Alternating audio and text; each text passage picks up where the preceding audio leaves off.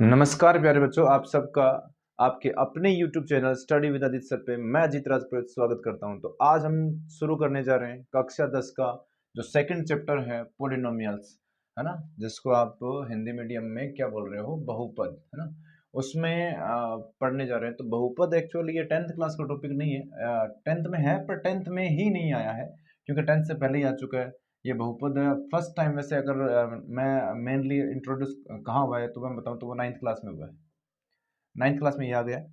तो इसका जो बहुत ज़्यादा गहरा जो बेसिक पार्ट है वो तो मैं यहाँ डिस्कस नहीं करूँगा, लेकिन हमारे सेकंड एक्सरसाइज में, है ना, जो चीज़ें यूज होगी उतना तो हम बात करेंगे। और ये जो आपको यहाँ पर बहुत सारे ग्राफ नजर आ रहे हैं ये आपके 2.1 में है, तो इनकी भी बात करेंगे। लेकिन पहले हम बात करते हैं बहुपद टॉपिक में क्या बेसिक इसकी थ्योरी है। तो सबसे पहले ध्यान देना, बहुपद। तो जब बच्चों से ये पूछा जाता है बहुपद क्या होता है तो उनको देखने से लगता है बहुत सारे पदों को बहुपद कहते हैं। नहीं, ऐसा नहीं है। बहुपद का मतलब होता है चर और अचर का गुणनफल। चर और अचर का क्या गुणनफल। जैसे मैंने लिखा x इंटू 4, तो ये क्या हो गया 4x। तो ये क्या अचर और ये चर है, तो इन दोनों का गुणनफल बन गया क्या, ये बहुपद।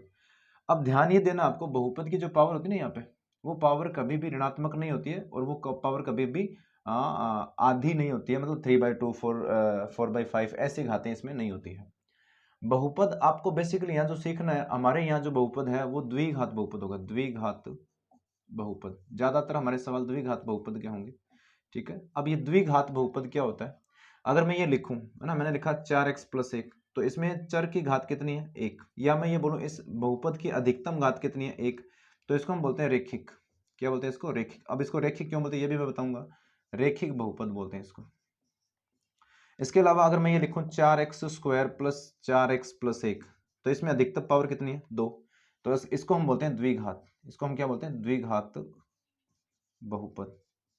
द्विघात बहुपद। इसी प्रकार अगर मैं ये लिखूं 4x³ + 4x² + 3, तो इसमें अधिकतम पावर कितनी है, 3। तो इसको पता क्या बोलेंगे, इसको बोलेंगे त्रिघात बहुपद। त्रिघात बहुपद, त्रिघात बहुपद।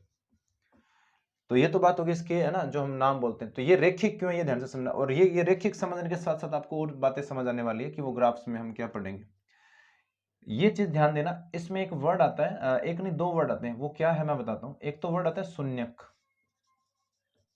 और एक वर्ड आता है गुणांक। तो ये गुणांक थोड़ा सिंपल है, इसको मैं पहले बताऊंगा। गुणांक नाम से पता चल रहा है जो अंक ना गुणा में होता है वो गुणांक होता है। तो द्विघात बहुपद का जो मानक समीकरण होता है, वो मानक जो रूप होता है वो होता है ax² + bx + c, है ना।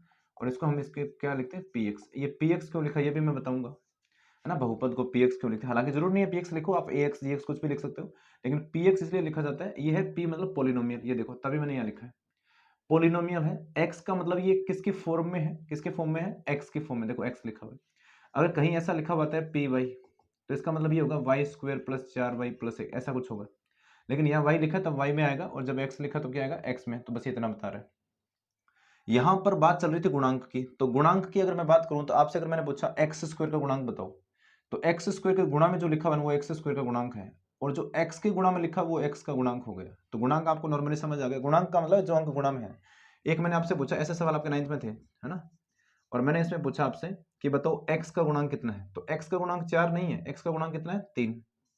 x का गुणांक कितना हो गया, 3 हो गया। अगर मैं ये पूछूं कि x² का गुणांक कितना है, तो वो कितना हो गया, 4। वो देखो 4 है। अब हम बात करेंगे शून्यक की, और शून्यक की बात करेंगे तो यहां से आपकी ये प्रश्नावली मेनली शुरू हो जाएगी। अब ये शून्यक क्या होता है इसकी बात करते हैं। तो शून्यक को मैं थोड़ा और डिटेल से समझाऊंगा, और शून्यक से रिलेटेड जो टॉपिक मैं आपको बता रहा हूं उन्हीं से ये डायग्राम्स आपके कंप्लीट होंगे 2.1। और इस पूरी प्रश्नावली हम बार बार जगह जगह शून्य की बात करेंगे। तो ध्यान देना, शून्यक होता क्या है। मैंने एक बहुपद लिखा px, और वो लिखा मैंने x + 4, और ये सबको पता है रेखिक है। रेखिक क्यों, इसकी पावर कितनी है, 1। तो ये रेखिक बहुपद है। कौन सा, ये रेखिक बहुपद है, लीनियर पॉलिनोमियल। ये रेखिक बहुपद है, ध्यान देना। अब मैंने आपसे ये बोला, पहले मैं आपको ना शून्यक क्या होता है वो बता देता हूं, फिर उसका हम प्रैक्टिकली देखेंगे। शून्यक, शून्यक क्या होता है। शून्यक होता है x का वह मान, x का वह मान जिसे बहुपद में रखने पर, बहुपद में रखने पर बहुपद का मान बहुपद का मान कितना हो जाएगा, शून्य, शून्य हो जाए। तो x का वह मान जिसे आप अगर बहुपद में रखते हो तो बहुपद का मान कितना हो जाना चाहिए, 0।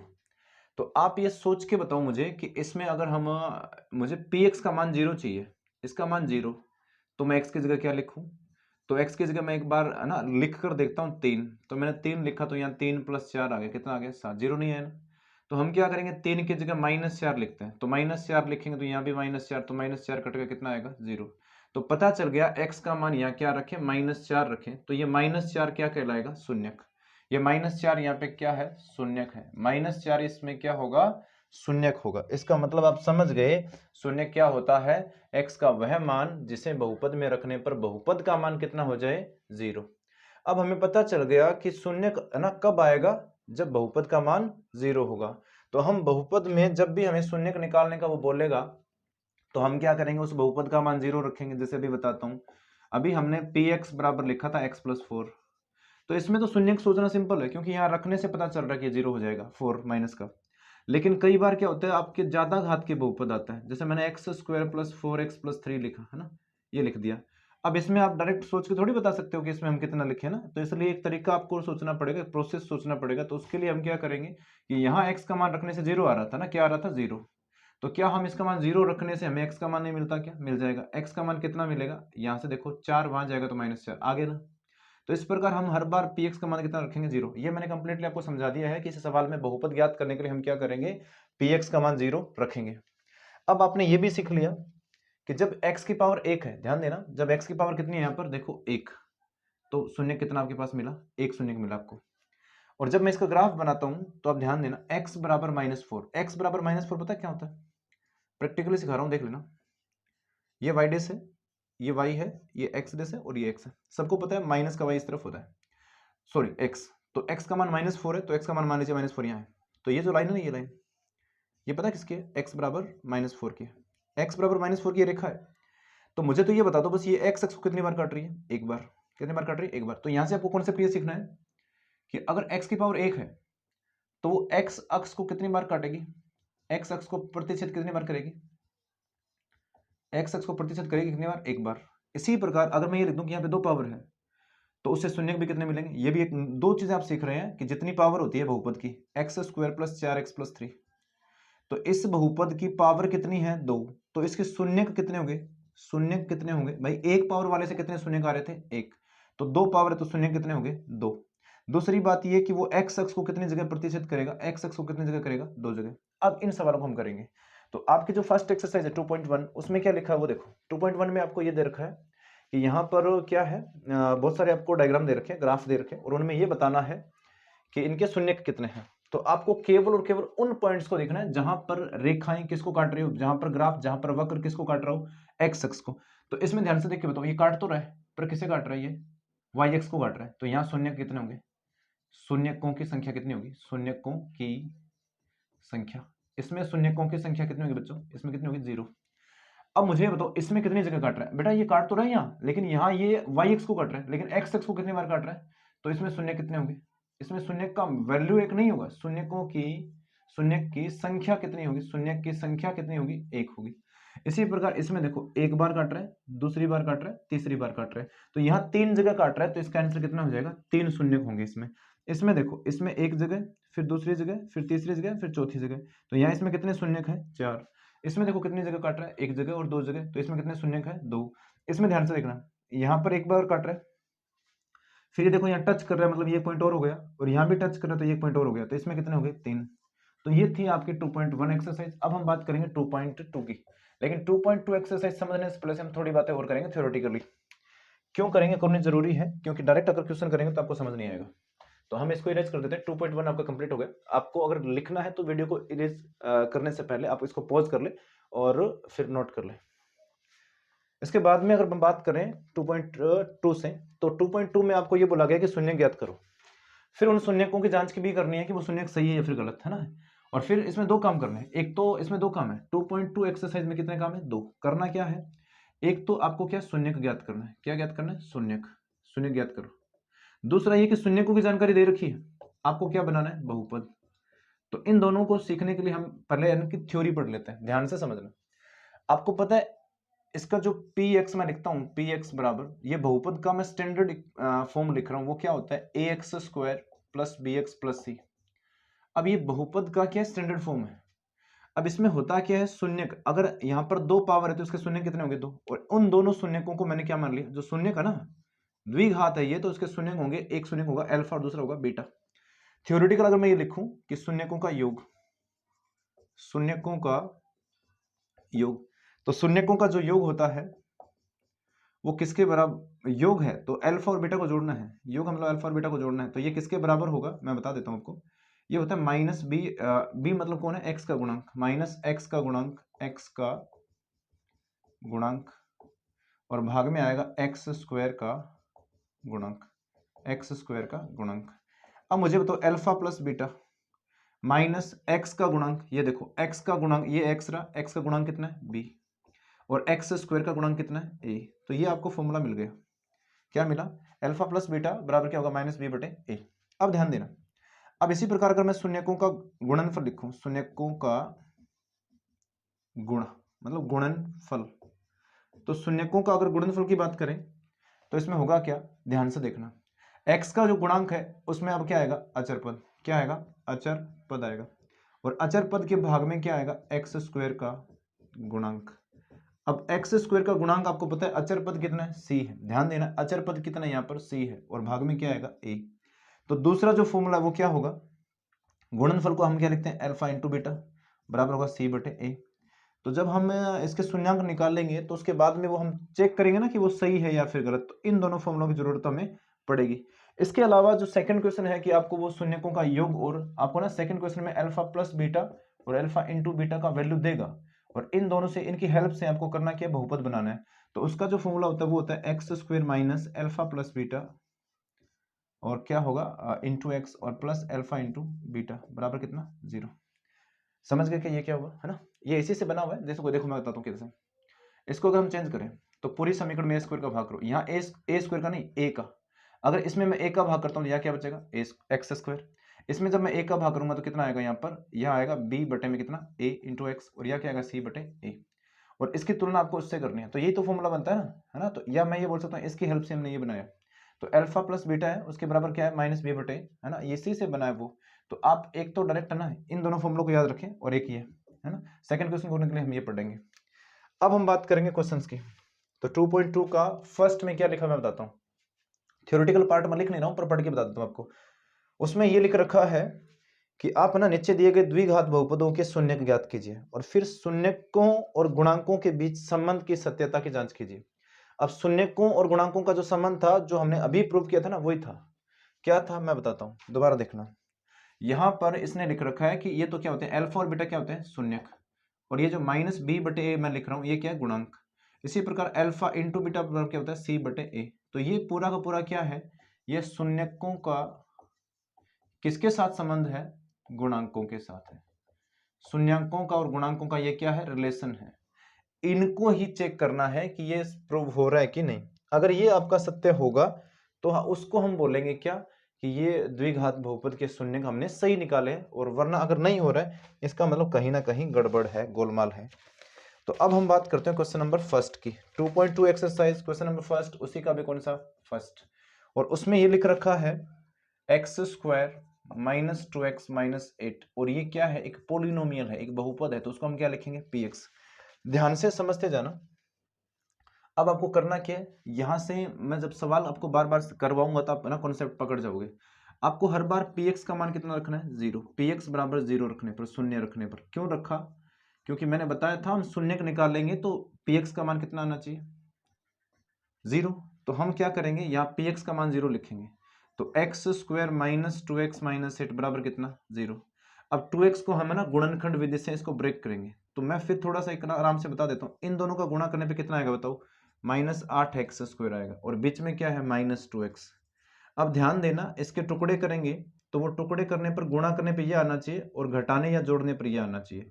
माइनस 8x स्क्वायर है तो क्या मैं यहाँ पर लिख सकता हूँ, माइनस 4x और प्लस 2x। इससे क्या होगा, माइनस 4 में से ये 2 निकलेगा तो कितना बचेगा, -2, और इनको गुणा करने पे कितना आ जाएगा, -8x स्क्वायर। तो यहाँ पर हम क्या करेंगे, एक्स स्क्वायर को मैंने एज इट इज लिखा -4x और प्लस कितना लिखूंगा मैं 2x और माइनस कितना 8 बराबर 0। बेटा देखने को आपको अलग लग रहा है ना, ये 2x ही है। यहाँ पर मैंने -2x लिखा ना, तो ये -2x ही है। -4 है और प्लस का 2 तो माइनस का 2 ही आएगा। अब यहाँ कॉमन क्या आ रहा है x, तो यहाँ क्या बचेगा x -4। यहाँ +2 कॉमन लिया तो यहाँ क्या बचेगा x -4 और बराबर कितना 0। अब इन दोनों में कॉमन क्या आ रहा है, x -4 कॉमन आ रहा है, तो यहाँ क्या बचेगा x और यहाँ क्या बचेगा +2 इक्वल कितना 0। यहाँ पर फिर एक नया कॉन्सेप्ट सीखना आपको। अगर दो संख्याओं को ध्यान से समझना, मैंने a और b दो संख्याओं को गुणा किया और उत्तर कितना आना चाहिए 0। ध्यान से समझना इस बात को, a और b दो संख्याओं को हम गुणा कर रहे हैं, उत्तर कितना आना चाहिए 0। तो मुझे बताओ क्या इन दोनों संख्याओं को अगर हम नॉन जीरो रखें, अगर मैं इनका मान 0 ना रखूं, a और b अगर 0 नहीं है तो क्या इसका उत्तर 0 आ सकता है? क्या कभी नहीं आ सकता।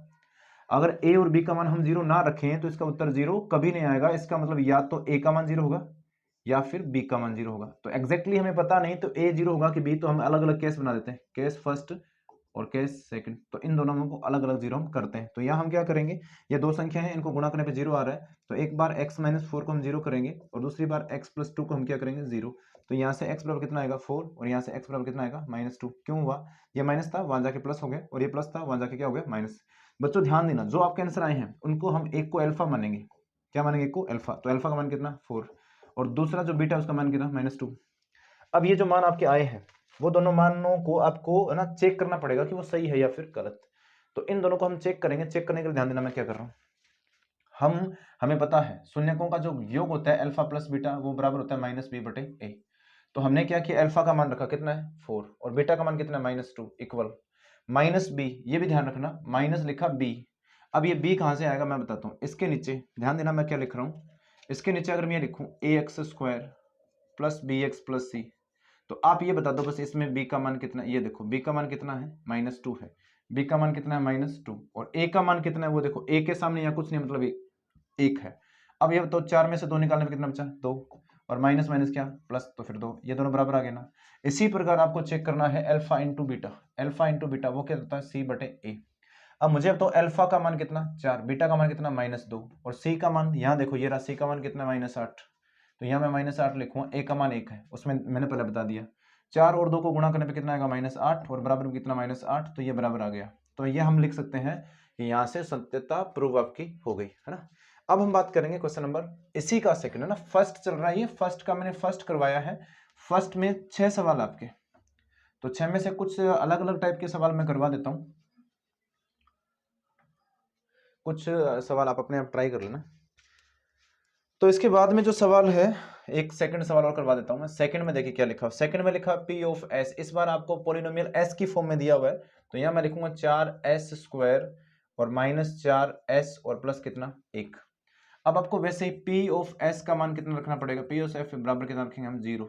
0 रखने पर बेटा ध्यान देना 0 रखना ही है, क्योंकि बहुपद का 0 मान होने पर ही शून्य का आता है। तो यहां मैंने लिखा 4s² -4s + 1 बराबर कितना 0। अब आपको -4 है ना, उसको हम लिखेंगे 4s² -2s और -2s प्लस कितना 1 बराबर 0। क्या मैं -4 की जगह -2 लिख सकता हूँ? इनको जोड़ने पे वापस कितना आएगा -4 और इनको गुणा पे कितना आएगा 4s²।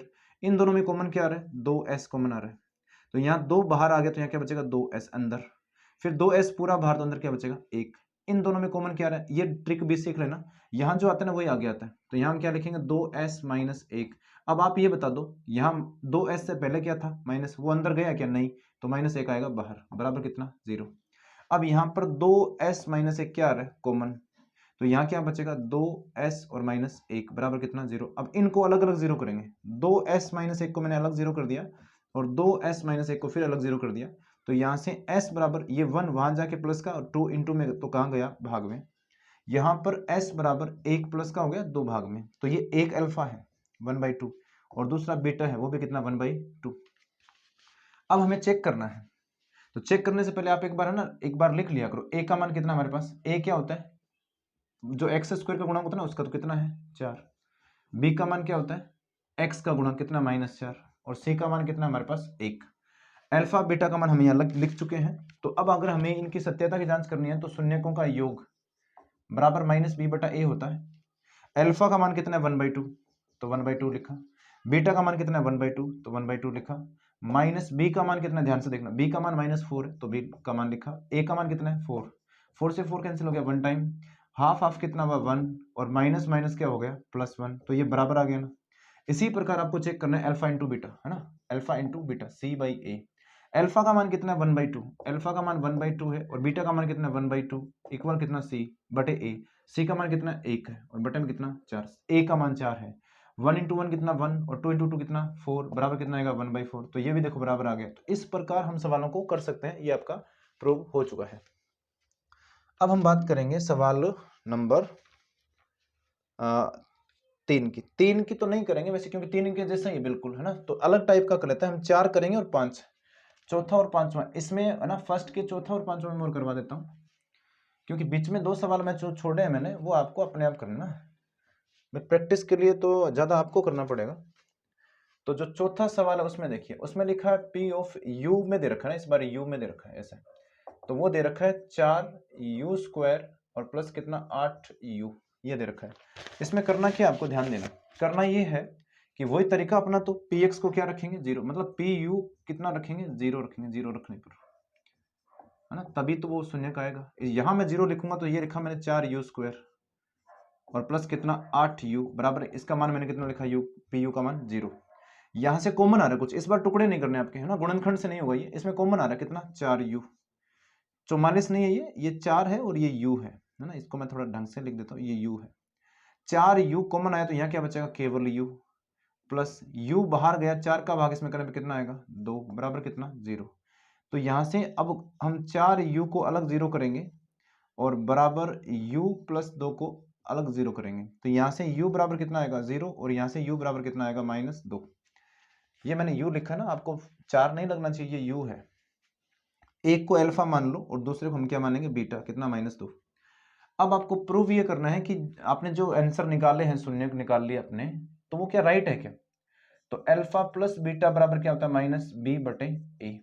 अब ये बता दो अल्फा का मान कितना 0, बीटा का मान कितना -2, तो ये -2 माइनस लिखा B, बेटा ये A होता है ये B है, B का मान कितना है 8 और A का मान कितना है 4, 4 से कितनी बार कैंसिल हो रहा है 2 बार, तो क्या -2 बराबर -2 बराबर नहीं आ रहा, क्या आ रहा है।